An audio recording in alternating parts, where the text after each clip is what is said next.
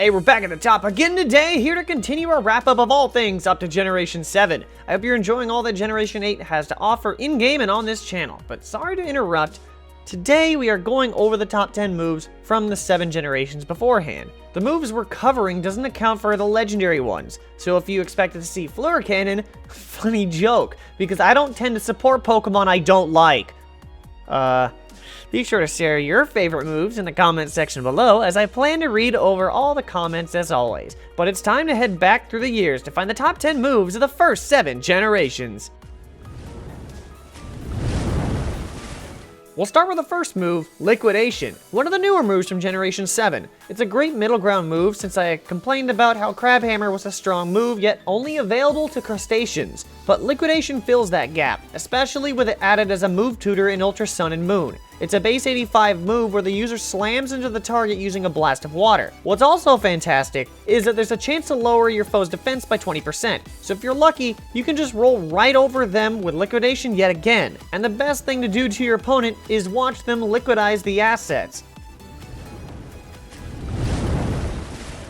I'm a little biased with this next one, but there are certain moves that I've come to love that aren't used as much. But this is a fantastic move to have on a defensive Pokemon. Mystical Fire is an amazing move, but the problem that lies is that only 2 Pokemon have access to it, Delphox and Mismagius, but it's a great move nonetheless because of what it does. It's a base 75 power move where the user breathes a special hot fire that lowers the special defense of the opponent 100% of the time. That's great since it can help chunk down the Pokemon you're attacking and you don't even need a high special attack stat. It's similar to Scald in a way, but you're always guaranteed to get that secondary effect.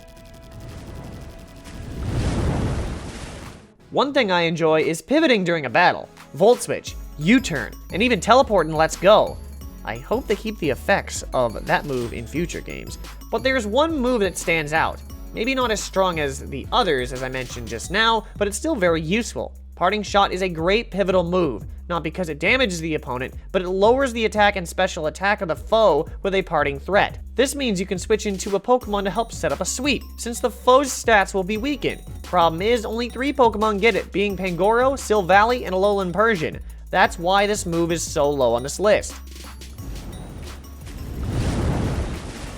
There's nothing like the feeling of getting a guaranteed sleep status effect on your opponent, and that's exactly what Spore does. Special spores are scattered from mushrooms, and the opponent will fall asleep as a result. This is helpful if you're trying to stall or set up for later in the game. Fun fact, the direct translation from Japanese is called Mushroom Spore, which is why mushroom-related Pokemon like Parasect, Amoonguss, and Breloom get it. It makes sense, but there's never really been a tank to get this move. It's all fragile Pokemon or walls who get this move. We can all wonder what it would truly be like on a tanky Pokemon. We're going to go over my personal favorite move. Well, it was, and still is in my heart, but I feel like other moves have taken its place. That's due to recency bias. So Drain Punch was my favorite move, and is still among the many moves that are my favorites, and for a very good reason. 1, it's a fighting type move, which is my favorite type. 2, it's a healing move, aka more of a defensive move, as I used to play more defensively. And 3, I just wanted to get to number 3. Point being is that I think it was because I loved using this move on Gallade back in the day, and even though it slipped down this list, I will always have great memories of this move, and I at least wanted to mention it. I blame me learning 6v6 singles and finding better attacks. Earthquake is one of the best OG moves, a 100 base power move where the user creates an earthquake? No wonder that's everyone's favorite move. Who wouldn't want to create a natural disaster? Oh, right. Well, point being is, it's the fact that it's been TM26 for over 20 years, the Pokemon Company knows that it's a very useful move, and a powerful one at that. So many good Pokemon can learn it that listing them out would take a long time. And we don't even have that much time because there are still 4 other great moves that we need to get to. But I did want to acknowledge one of the best moves of all time that have been here from the start. Remember how I mentioned pivoting moves? I also mentioned that Parting Shot didn't have much availability. You know what does have great availability? Volt Switch and U-turn. Both of them have been TM since they were introduced, U-turn being TM89 since Generation 4, while Volt Switch has been here since Generation 5 as TM72. but they are a great pair of attacks since they can do damage while switching out so you can get a better matchup. At the time, I didn't understand why you would want to switch out, but after years of 6v6 singles, I now understand. Getting the better 1v1 matchup is far better than hitting the hardest. Strategy is key. Knockoff was widely disregarded until it got super buffed in Generation 6. Before that generation, it used to just do 20 damage and nullify the held item.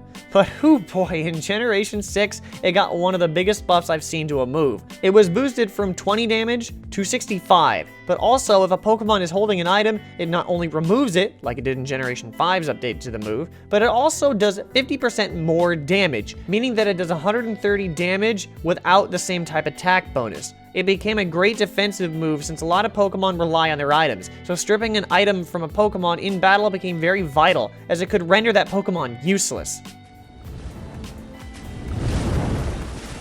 The only setup move on this list is Dragon Dance. While I could have used such moves as Nasty Plot or Quiver Dance, there's a difference with those. For one, Nasty Plot has its own section of boosting moves since it only boosts one stat by 2 stages, and I feel like Quiver Dance isn't widely learned nearly as much as Dragon Dance, but this dance is a solid move. One boost and you can go through your opponent's team like a wrecking ball if everything is ready to come down. Boosting attack and speed simultaneously is a great way to sweep your opponent's team, and I'm so glad it's not just dragon types that get to learn this. That's a problem due to how it's described as the user vigorously performs a mystic, powerful dance.